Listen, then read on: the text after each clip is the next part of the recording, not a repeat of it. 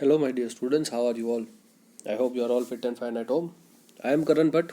हम लोग डिस्कस कर रहे थे हमारे standard 12th Gujarat board arts stream का जियोग्राफी, जिसमें चैप्टर नंबर 5 हम लोगों ने स्टार्ट किया था और हम लोग पहुंचे थे पाइपलाइन तक।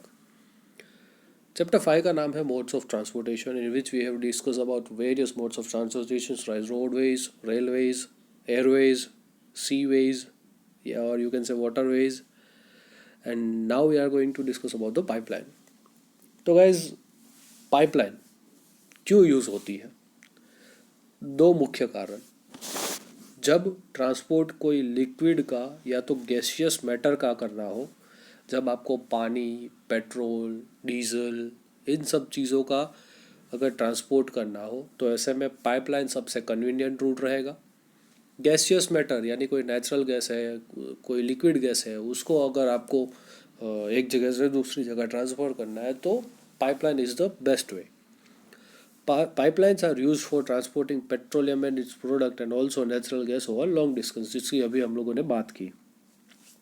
कैरेक्टरिस्टिक ऑफ अ पाइपलाइन क्या है? सबसे पहला, it can be laid on uneven terrain as well as under water.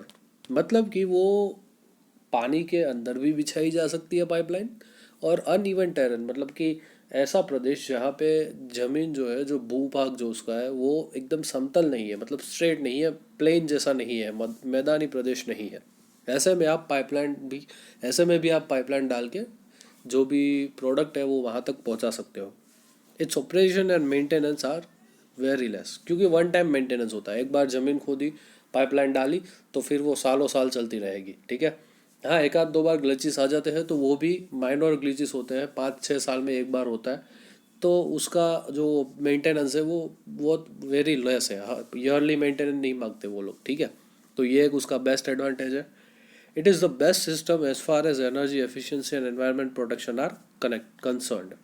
मतलब कि रोडवेज बनाने के लिए बहुत सारे पेड़ों को कट करना पड़ता है, एयरवेज बनाने के लिए एरोड्रम होना चाहिए, एरोड्रम के लिए भी बहुत सारे पेड़ पौधों को कट करना पड़ता है। दूसरी बात, सी वेज में स्टीमर जब जा रही है तो कोई कारण सर अगर स्टीमर में कोई प्रॉब्लम आ गया तो उसका जो डीजल होता है वो लीक हो जाएगा, तो जो पूरी बायोडाइवर्सिटी है वो पर्टिकुलर वाटर बॉडी की, वो अपसेट हो जाएगी। तो ये सारी मैटर यहाँ पे नहीं रहती। क्यों? क्योंकि यहाँ पे तो सीधी सी बात है, ना ऊपर किसी को डिस्टर्बेंस हो रहा है, ना नीचे किसी को डिस्टर्बेंस हो रहा है। ज़मीन में एक पर्टिकुलर लाइन में वो चलता रहेगा पाइपलाइन। अब यहाँ से क्वेश्चन आ सकता है कि हाईएस्ट डेंसिटी ऑफ पाइपलाइन आपको कहाँ देखने को मिलेगी? तो आंसर आएगा आपका यूएसए। उसमें भी एक बिग इंच करके आपकी पाइपलाइन है जो कि बहुत ही फेमस है, एंड वो जो है coastal area of gulf of Mexico से क्रूड ऑयल लेके नॉर्थ ईस्टर्न एरिया तक पहुंचाती है। गल्फ ऑफ मेक्सिको से जो क्रूड ऑयल होता है वो नॉर्थ ईस्टर्न एरियाज तक पहुंचाती है। कौन सी पाइपलाइन? Big each pipeline. कहाँ पे आई है? यूएसए में आई हुई है, ठीक है। Pipeline carries oil from oil fields of Iraq, Iran and Saudi Arabia across desert to oil refinery located along the Mediterranean sea coast.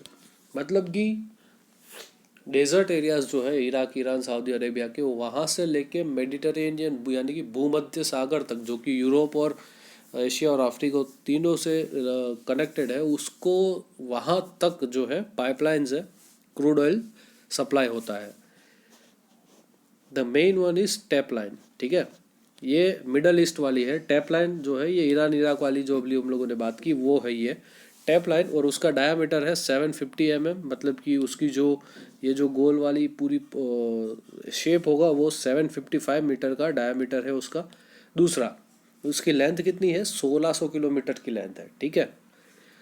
ये कहाँ पे आई है? ईरान, इराक, सऊदी अरेबिया से हमारे जो मेडिटरेनियन सी है उस वाले एरिया तक। अब इसका नाम था टैप लाइन। अब बात करते हैं कोमेकॉन की। Comecon pipeline in East European countries connect oil fields located between Ural and Volga. अब ये जो उरल और वोल्गा है वो बहुत ही बड़ी नदियां हैं यूरोप की, और इसी उरल और वोल्गा जो रिवर है उसको जोड़ती पाइपलाइन कोमेकॉन वर्ल्ड की सबसे लार्जेस्ट पाइपलाइन है, ठीक है, ये आपको याद रखना पड़ेगा, एमसीक्यू या वन लाइनर आ सकता है कि वर्ल्ड की लार्जेस्ट पाइपलाइन कौन सी है, आपका आंसर रहेगा कॉमेकॉन। ठीक है, कॉमेकॉन कहाँ पे आई हुई है, यूरोप में आई हुई है। टैपलाइन कहाँ पे आई हुई है, एशिया में आई हुई है। क्यों, क्योंकि Iran Iraq Iran Iraq Saudi Arabia Asia के पार्ट है। और दूसरा बिग ईच कहाँ पे आई हुई है, बिग ईच यूएसए में यानी कि नॉर्थ अमेरिका पे आई हुई है। ठीक है, यहाँ से भी आपके क्वेश्चन बन सकेंगे कि पाइपलाइन सामने कंट्री या तो कॉन्टिनेंट। ठीक है, अब बात करते हैं मेजर पाइपलाइंस ऑफ इंडिया के बारे में। ऑयल इंडिया लिमिटेड करके एक कंपनी है जो कि ministry of petroleum and natural gas के अंदर बनाई गई थी। वो क्यों बनाई गई थी, ताकि वो क्रूड ऑयल और नेचुरल गैस का एक्सप्लोरेशन, उसका प्रोडक्शन और उसका डिस्ट्रीब्यूशन वर्क संभाल सके। ठीक है, ऑयल इंडिया लिमिटेड कब एस्टेब्लिश हुई थी, 1959 में एस्टेब्लिश हुई थी। और उसके कुछ मेजर पाइपलाइंस आज तक बिछाई हुई है जो कि आपको नीचे देखने को मिलेगी।